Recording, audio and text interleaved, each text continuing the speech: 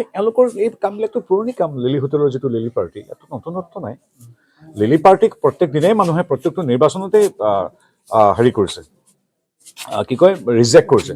গতিকে লিলি পাৰ্টিৰ যে বা চান্দা পাৰ্টি, লিলি পাৰ্টি বিভিন্ন নামেৰে তেওঁলোকক নামাকৰণ কৰা হয়, তেওঁলোকৰ কিবা হ'ব বুলি মই নাভাবোঁ। এইটো তেখেতসকলৰ এতিয়া আমাক বোলে কি কৰিব, তছনছ কৰি দিব। যিটো দলত এজন জিলা পৰিষদ নাই, তেওঁলোকে তেনেকুৱা অহংকাৰী কথা তেওঁলোকৰ মুখত শোভা নাপায়। ৰাইজে আমাক আশীৰ্বাদ দিছে।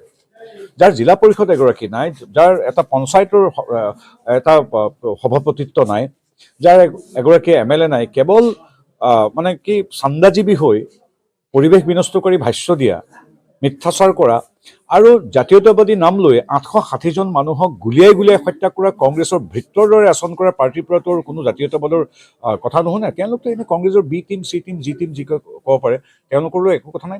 এটাই কথা আমি লক্ষ্য কৰোঁ, তেওঁলোকে এটা পৰিৱেশ বিনষ্ট কৰি বিভিন্ন ধৰণৰ ভাষ্য প্ৰদান কৰি মানুহক বিপথে পৰিচালনা কৰে। এই ক্ষেত্ৰত তেওঁলোক সিদ্ধহস্ত। বাকী আৰু লিলি পাৰ্টিক অসমবাসী ৰাইজেতো জানে, অজিত ভূঞাৰ বিষয়েও জানে, জুৰিনজ্যোতি গগৈৰ বিষয়েও জানে।